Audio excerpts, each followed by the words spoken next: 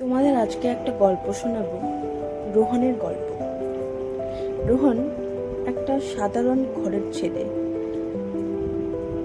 সে স্বপ্ন দেখেছিল যে পরিশ্রম করবে এবং নিজের মা বাবার স্বপ্ন পূরণ করবে, তারপরে নিজের প্রেমিকাকে বিয়ে করবে, যেটা সব ছেলেই স্বপ্ন দেখে।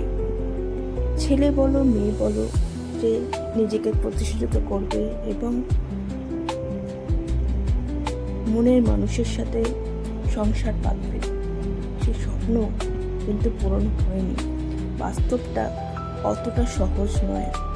আজ 10 বছর পরে স্বপ্ন তো পূরণ হলোই না,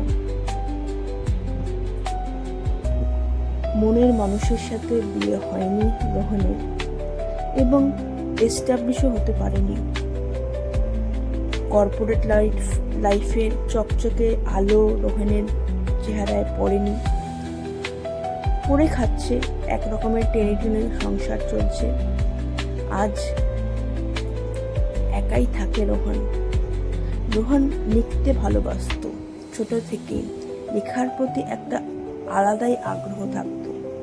এখন লেখায় সময় দেয়, নিজেই রান্নাবান্না করে এবং নিজের মতো করে লাইফটাকে কাটাচ্ছে।